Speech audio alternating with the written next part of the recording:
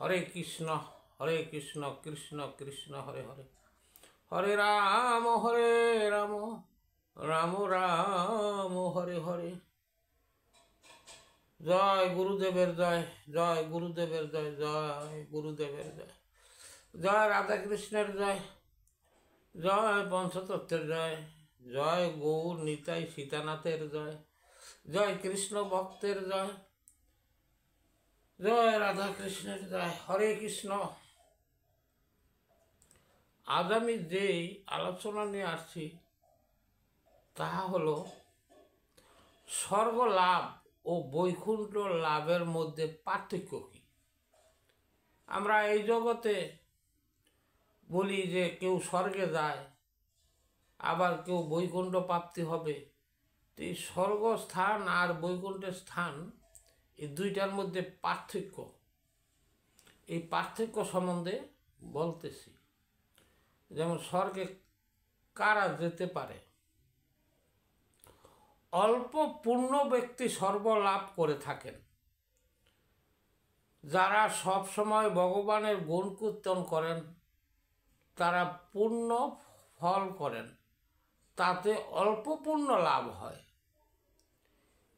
এই পুণ্য দিয়ে স্বর্গ লাভ হবে, কিন্তু বৈকুণ্ঠের পথে যেতে হলে আরও অধিক ভজনের প্রয়োজন।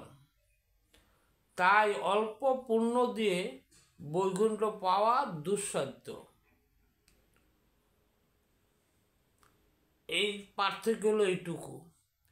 অধিক ভজন করতে করতে ভগবান যাকে যখন আত্মভাবে গ্রহণ করেন, তখন ভাগবত প্রাপ্তির পথে সে অগ্রসর হইতে পারে, মানে বৈকুণ্ঠের পথে সে অগ্রসর হয়।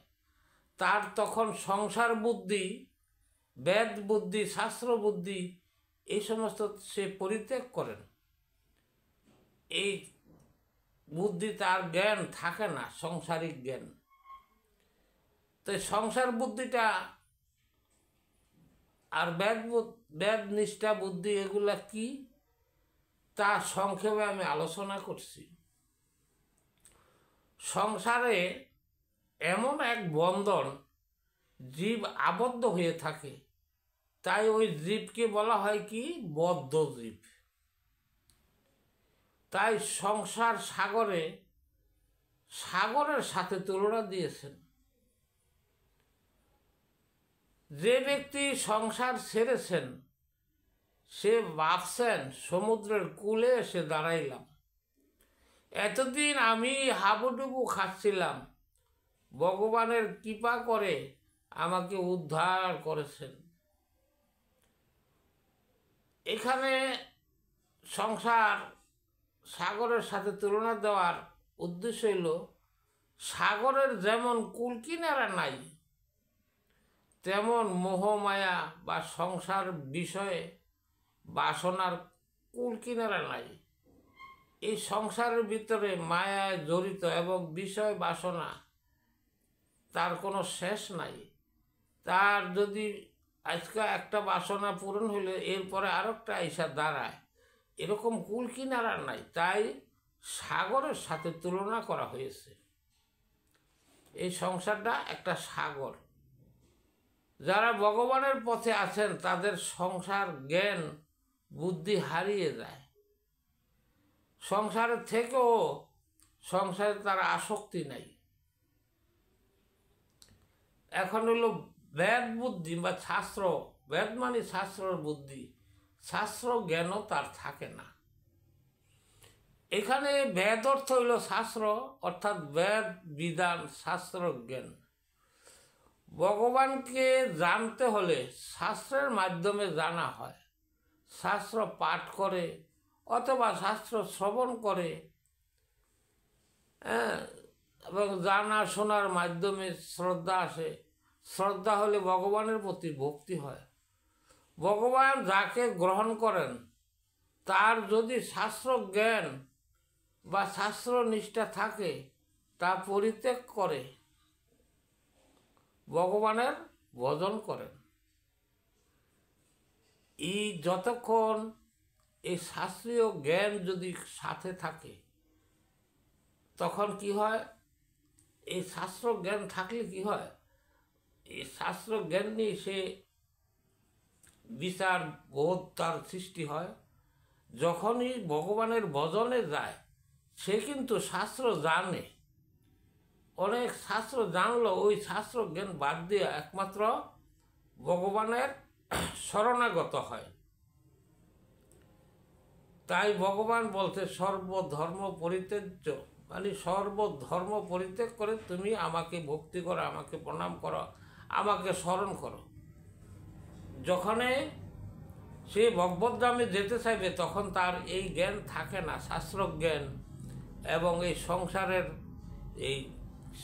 সংসারের যে বুদ্ধি এই সমস্ত থাকে না।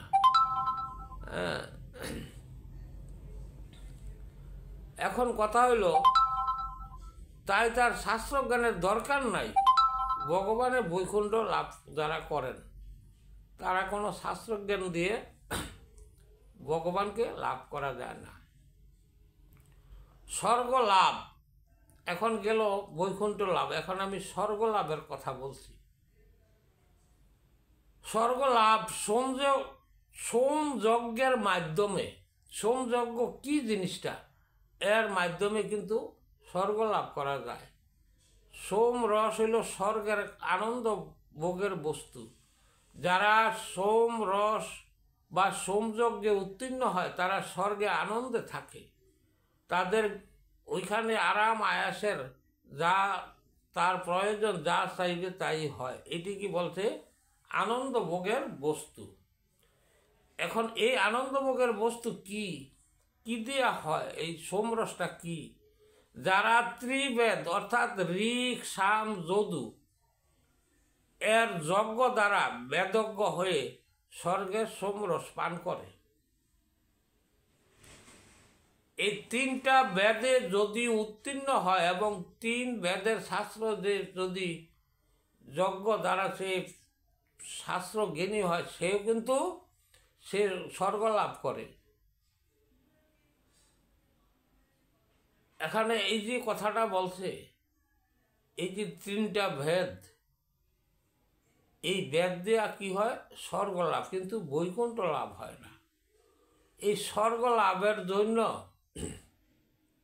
বেদ পাঠ করে সোমযজ্ঞের প্রয়োজন তো নাই, এগুলা কোনো প্রয়োজনই নাই। সোমযজ্ঞ অথবা ত্রিবেদ এগুলির দরকার নাই। এই সোমযজ্ঞের অধিকারী সহজেই হওয়া যায়। কীরকম, ভগবানের নাম শোনে এবং ভগবানের গান করে, ভগবানকে প্রণাম করে, অথবা কখনো ভগবানকে স্মরণ করলে এই চণ্ডাল ও সোমযজ্ঞের যোগ্য হয়ে স্বর্গ লাভ করতে পারে। তাইলে এগুলার কোনো প্রয়োজন পড়ে না। ভগবানকে স্মরণ নিলে, গান করলে, প্রণাম করলে এবং ভগবানের প্রতি শ্রদ্ধা ভক্তি থাকলে চণ্ডালও সোমযজ্ঞ যদি লাভ করতে পারে, তাহলে আমাদের ত্রিবেদের পারদর্শী বা ত্রিবেদের যজ্ঞের কোনো প্রয়োজন নাই। আবার এই যদি স্বর্গলাভ করার জন্য অত কিছুর প্রয়োজনও পড়ে না। সমাজে ভালো কর্ম, সৎকর্ম যদি করে সেও কিন্তু স্বর্গলাভ করতে পারে। জীবের প্রতি দয়া করা, এই ধরনের যারা আছে সমাজের প্রতিষ্ঠিত, যারা এই সমাজে জীবের জন্য কাজ করে, তারাও কিন্তু স্বর্গ লাভ করতে পারে। হরে কৃষ্ণ। এখন আমি যে আলোচনাটি করলাম বৈকুণ্ঠ স্বর্গের মধ্যে পার্থক্য, আশা করি আপনারা সহজেই বুঝতে পারছেন কি কি হলে যে বৈকুণ্ঠ লাভ করা যায় এবং স্বর্গ লাভ করতে কিসের প্রয়োজন হয়। এটা আপনারা বুঝতে কোনো অসুবিধা হয় নাই আমি মনে করি। আপনারা সবাই আমার চেয়ে জ্ঞানী। হরে কৃষ্ণ। যদি আমার কোনো ভুল ত্রুটি হয় আপনারা ক্ষমা দৃষ্টিতে দেখবেন। হরে কৃষ্ণ কৃষ্ণ কৃষ্ণ হরে হরে, হরে রাম রাম রাম হরে হরে।